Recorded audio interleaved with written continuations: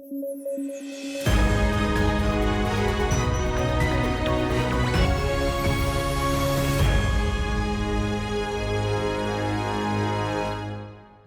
News at 9 programme में आपका स्वागत है। मैं हूं अमृत उपाध्याय। आइए जल्दी से देखें आज की हेडलाइंस। पश्चिम बंगाल असेंबली ने पारित किया एंटी रेप बिल। बिल में मृत्यु दंड की सजा का प्रावधान, जांच का वक्त भी किया कम। राष्ट्रपति ने विधि आयोग के गठन को दी मंजूरी। कानूनों में सुधार के सुझाव देता है विधि आयोग। गैर सांविधिक संस्था है विधि आयोग। और कृषि में आएगी डिजिटल क्रांति। कैबिनेट ने डिजिटल एग्रीकल्चर मिशन को दी मंजूरी।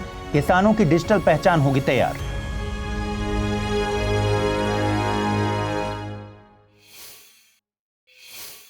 आइए शुरू करें। कोलकाता के आरजी कर मेडिकल कॉलेज में हुए रेप एंड मर्डर केस ने पूरे देश को गहरी चिंता में डाल दिया था। अब इस मामले में पश्चिम बंगाल सरकार एंटी रेप बिल लेकर आई है, जो कि पश्चिम बंगाल विधानसभा ने पारित भी कर दिया है। इसे Aparajita women and child bill, West Bengal criminal laws and amendment bill 2024 नाम दिया गया है। इसका मकसद राज्य में महिलाओं और बच्चों के लिए एक सेफ एनवायरनमेंट तैयार करना है और उनके मौलिक अधिकारों को सुरक्षित करना है। साथ ही सुनिश्चित करना है कि रेप और सेक्सुअल ऑफेंसेस जैसे गंभीर अपराधों का कानून द्वारा ताकत के साथ सामना किया जा सके। इसके मुख्य प्रावधानों में सबसे अहम है रेप के दोषियों के लिए कैपिटल पनिशमेंट यानी कि मृत्यु दंड। ऐसे मामले जिनमें विक्टिम की मौत हो जाती है या फिर विक्टिम वेजिटेटिव स्टेट में चले जाते हैं, उनमें मृत्यु दंड का प्रावधान किया गया है। वेजिटेटिव स्टेट में इंसान ब्रेन डैमेज के चलते जाता है। इसमें इंसान जगा हुआ लगता है, लेकिन उसे अपने आसपास का कुछ भी महसूस नहीं होता। इसमें व्यक्ति की कॉन्शियसनेस खत्म हो जाती है। बिल में रेप और गैंगरेप के मामलों में आजीवन कारावास का प्रावधान किया गया है। इसके अलावा बार बार ऐसे अपराध करने वालों के लिए आजीवन कारावास और गंभीर मामलों में मृत्यु दंड की सजा का प्रावधान किया गया है। साथ ही स्पीडी जस्टिस के लिए रिपोर्ट दायर होने के 21 दिनों के भीतर जांच पूरी करने की समय सीमा तय की गई है। रेप केसेस में लीगल प्रोसेस में उलझकर जब इन्वेस्टिगेशन में देरी होती है तो यह विक्टिम के लिए ट्रॉमा होता है। इसीलिए जल्द से जल्द जांच प्रक्रिया को पूरा करने पर जोर दिया गया है। इसमें 15 दिनों का एक्सटेंडेड टाइम देने की भी बात कही गई है, लेकिन उसके लिए एसपी या फिर उस लेवल के पुलिस ऑफिसर को लिखित में कारण बताना होगा। साथ ही बिल में स्पेशल टास्क फोर्स के गठन की भी बात कही गई है, जिसे अपराजिता टास्क फोर्स नाम दिया जाएगा। इसे डीएसपी लेवल के ऑफिसर द्वारा लीड किया जाएगा। यह टास्क फोर्स रेप और बच्चों के खिलाफ होने वाली यौन हिंसा के मामलों की जांच करेगी। रेप के मामलों के लिए स्पेशल कोर्ट्स के गठन की बात भी कही गई है। इससे इन मामलों को सेंसिटिव और तेजी से निपटाया जा सकेगा। इसके अलावा विक्टिम की निजता और गरिमा की रक्षा के लिए कोर्ट की कार्रवाई को बिना कोर्ट की अनुमति के पब्लिश किए जाने पर दंड का प्रावधान किया गया है। पश्चिम बंगाल विधानसभा ने इस बिल को सर्वसम्मति से पारित कर दिया, लेकिन सवाल है कि क्या केवल कानून बना देना इस समस्या का हल निकाल सकता है? कानून जरूरी है, लेकिन समाज के स्तर पर कानून बनाने वालों से लेकर कानून लागू करने वालों तक इन मामलों में सेंसिटिव होकर सोचने की जरूरत है। जिस पश्चिम बंगाल सरकार द्वारा यह बिल लाया गया है और इसे ऐतिहासिक बताया जा रहा है, 2012 में इसी सरकार के मुख्यमंत्री ने एक ऐसा बयान दिया था जिसने लॉजिक को सुसाइड करने पर मजबूर कर दिया। उन्होंने कहा कि रेप के मामलों में बढ़ोतरी इसलिए हो रही है क्योंकि लड़के और लड़कियां अब ज्यादा खुलकर मिलते जुलते हैं। पहले अगर कोई लड़का लड़की हाथ पकड़ते थे तो माता पिता उन्हें पकड़कर डांट देते थे, लेकिन अब सब कुछ खुला हुआ है, जैसे कोई खुला बाजार हो जहां हर चीज उपलब्ध है। इस बयान को सुनकर समझ में आता है कि सिर्फ कानून बना देना इस समस्या का हल नहीं हो सकता। असली सुधार तो मानसिकता के स्तर पर होनी चाहिए। समाज को अपनी सोच बदलनी होगी, तभी इन समस्याओं का सही समाधान निकलेगा। राष्ट्रपति द्रौपदी मुर्मू ने 23वें विधि आयोग के गठन को मंजूरी दे दी है। अधिसूचना के मुताबिक विधि आयोग का कार्यकाल 1 सितंबर 2024 से 31 अगस्त 2027 तक रहेगा।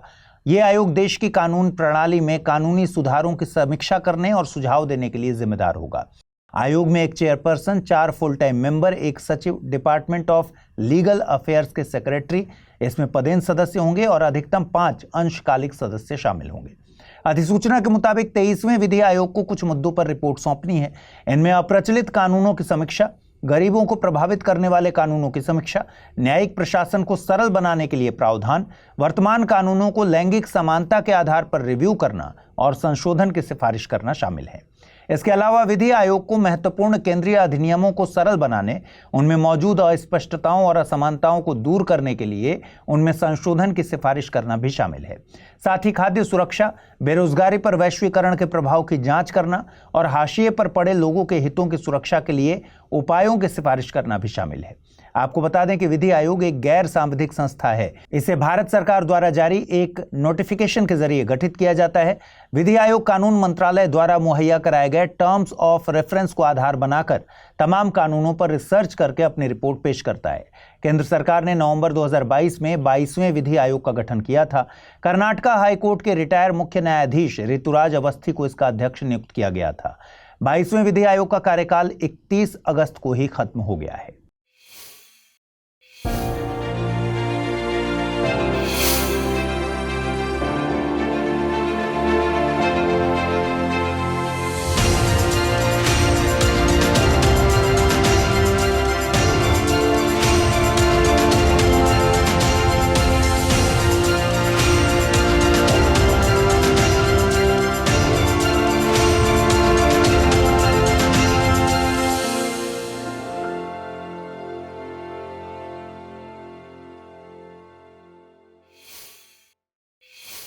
CSAR यानी chief science advisers round table का आयोजन यूनेस्को के मुख्यालय पेरिस में किया जाएगा। इसे भारत सरकार के office of principal scientific adviser और यूनेस्को द्वारा मिलकर आयोजित किया जा रहा है।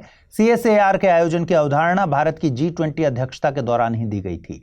इसका मकसद विज्ञान एवं प्रौद्योगिकी और तकनीकी विकास से जुड़े मुद्दों पर चर्चा करना है और समाधान खोजने के लिए एक प्लेटफॉर्म मुहैया कराना है। इस राउंड टेबल में 28 देशों के डेलीगेशन अपने मुख्य वैज्ञानिक सलाहकारों के साथ नेतृत्व में शामिल होंगे। इसकी theme fostering open science, bridging knowledge, asymmetry and building science advice capacity globally रखी गई है। इसकी अध्यक्षता भारत के मुख्य वैज्ञानिक सलाहकार प्रोफेसर अजय कुमार सूद और यूनेस्को के नेचुरल साइंसेज के assistant director general doctor Lydia Brito के द्वारा की जाएगी। आपको बता दें कि भारत में PSA यानी प्रिंसिपल साइंटिफिक एडवाइजर, मुख्य वैज्ञानिक सलाहकार का पद बहुत अहम होता है। भारत सरकार ने इस पद का गठन 1999 में किया था। इसका मकसद प्रधानमंत्री और कैबिनेट को विज्ञान और प्रौद्योगिकी के मसलों पर सलाह देना होता है। 2018 में PSA के पद को कैबिनेट सेक्रेटरीट के तहत लाया गया। Office of the principal scientific adviser के द्वारा ही 2018 में prime minister science technology and innovation advisory council यानी PMSTIAC का गठन किया गया था। यह काउंसिल देश में मौजूद साइंस एंड टेक से जुड़े मुद्दों की स्थिति को समझकर उनमें मौजूद चुनौतियों के लिए रोडमैप तैयार करके प्रधानमंत्री को सलाह देती है। डॉक्टर APJ अब्दुल कलाम भारत के पहले PSA थे। यूनियन कैबिनेट ने 2817 करोड़ रुपए के डिजिटल एग्रीकल्चर मिशन को मंजूरी दी है और इसका मकसद कृषि के क्षेत्र में डिजिटल पब्लिक इंफ्रास्ट्रक्चर तैयार करना है। इस मिशन में सरकार द्वारा अन्य क्षेत्रों में डिजिटल सॉल्यूशंस पर काम किया गया है, जैसे आधार, डिजिलॉकर और UPI। उसी की तर्ज पर कृषि के लिए भी डिजिटल अवसंरचना तैयार की गई जाएगी। डिजिटल एग्रीकल्चर मिशन के 3 मुख्य कंपोनेंट्स हैं। इनमें एग्रीस्टैक, कृषि डिसीजन सपोर्ट सिस्टम और सॉइल प्रोफाइल मैप्स शामिल हैं। सरकार किसानों की डिजिटल पहचान भी तैयार करने पर काम करेगी। इससे इनका रिकॉर्ड रखने में आसानी होगी। एग्रीस्टैक में किसानों का डेटा, बोई गई फसलों का डेटा और गांवों के मैप्स शामिल होंगे। वहीं कृषि डिसीजन सपोर्ट सिस्टम में फसलों, मिट्टी, मौसम और जल संसाधनों आदि पर रिमोट सेंसिंग आधारित जानकारी को एकीकृत किया जाएगा, जिससे किसानों को फसल की उपज और मौसम संबंधी जानकारी दी जा सकेगी, जो फसलों की उत्पादकता को बढ़ाने के लिए काम करेगी। सॉइल प्रोफाइल मैप्स में मिट्टी के लिए मैप तैयार किए जाएंगे, जिससे मिट्टी की गुणवत्ता का पता चल सके, उसे किन पोषक तत्वों की जरूरत है इसका अंदाजा लग सकेगा। इसके अलावा एक tech based ecosystem digital general crop estimation survey DGCES भी तैयार किया जाएगा। यह सिस्टम कृषि उत्पादन का सटीक अनुमान प्रदान करने के लिए काम करेगा। इस खबर की अहमियत को समझने के लिए 2020 में UPSC द्वारा पूछे गए एक सवाल पर गौर करिए। सवाल पूछा गया था कि भारत में पब्लिक की इंफ्रास्ट्रक्चर शब्द का प्रयोग निम्नलिखित के संदर्भ में किया जाता है: डिजिटल सुरक्षा अवसंरचना, खाद्य सुरक्षा अवसंरचना, स्वास्थ्य देखभाल और शिक्षा अवसंरचना, या फिर दूरसंचार और परिवहन अवसंरचना। और सही जवाब है इसका विकल्प ए। आइए अब जल्दी से देखें आज का टर्म ऑफ द डे। आज का टर्म ऑफ द डे है यूटोपिया। यूटोपिया एक ग्रीक शब्द है जो 2 शब्दों से मिलकर बना है और इसका मतलब होता है एक ऐसा स्थान जो वास्तव में अस्तित्व में नहीं है। यह एक आदर्शवादी स्थिति की कल्पना है जहां सरकार, नागरिक और कानून व्यवस्था सब कुछ परफेक्ट होते हैं, कोई समस्या होती ही नहीं, सब लोग शांति से मिलजुल कर रहते हैं और किसी को किसी से कोई शिकायत नहीं होती। इस अवधारणा का उदाहरण गांधी जी के राम राज्य के सिद्धांत में देखा जा सकता है। गांधी जी ने भी एक ऐसे समाज की कल्पना की थी जहां हर व्यक्ति सच्चाई, न्याय और समानता के साथ जीवन व्यतीत करता है। अगर यूटोपिया शब्द की बात करें तो पहली बार इस शब्द को थॉमस मोर ने गढ़ा था, लेकिन इसकी जड़ें हर उस विचार में मिलती हैं जो एक आदर्श समाज की कल्पना करता है, चाहे वो कोई वेस्टर्न फिलॉसफी हो या फिर गांधी जी के राम राज्य की परिकल्पना हो। आइए देखें आज के रैपिड न्यूज में क्या है खास। भारत और फ्रांस के बीच द्विपक्षीय नौसैनिक अभ्यास वरुण की शुरुआत हुई। यह अभ्यास 2 से 4 सितंबर तक भूमध्य सागर में आयोजित किया जाएगा। यह नौसैनिक अभ्यास का 22वां संस्करण है जिसमें भारत और फ्रांस की नौसेनाओं के बीच तालमेल और अंतर संचालन क्षमता को बेहतर करने वाली उन्नत सामरिक प्रैक्टिस शामिल होंगी। भारत और फ्रांस की नौसेनाओं के बीच द्विपक्षीय नौसैनिक अभ्यास 1993 में शुरू किया गया था। उसके बाद 2001 में इसे वरुण नाम दिया गया और तब से यह भारत फ्रांस के मजबूत सामरिक द्विपक्षीय संबंधों की पहचान बन गया।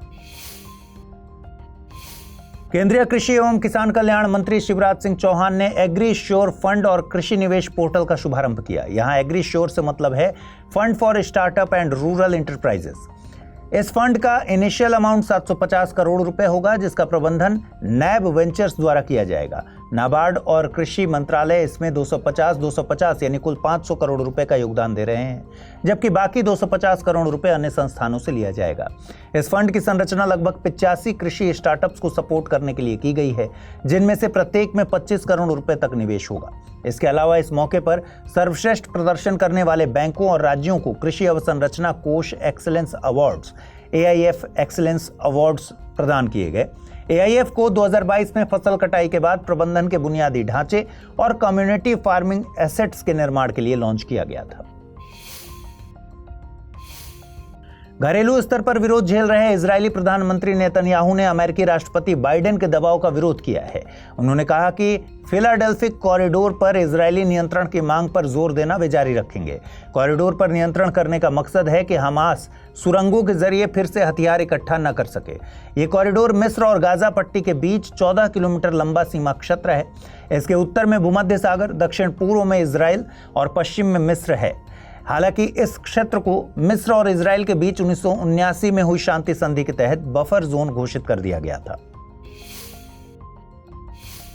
राष्ट्रीय ई श्रम पोर्टल चर्चा में है। इस पोर्टल के जरिए पिछले 3 सालों में 30 करोड़ से अधिक पंजीकरण किए गए।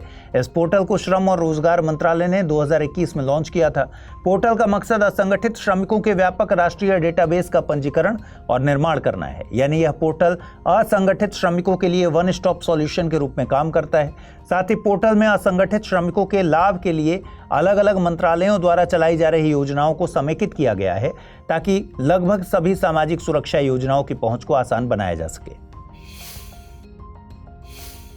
पैरालंपिक 2024 में भारतीय खिलाड़ियों के प्रदर्शन पर एक नजर डाल लेते हैं। सोमवार का दिन खत्म होने तक भारत के खाते में कुल 15 मेडल थे।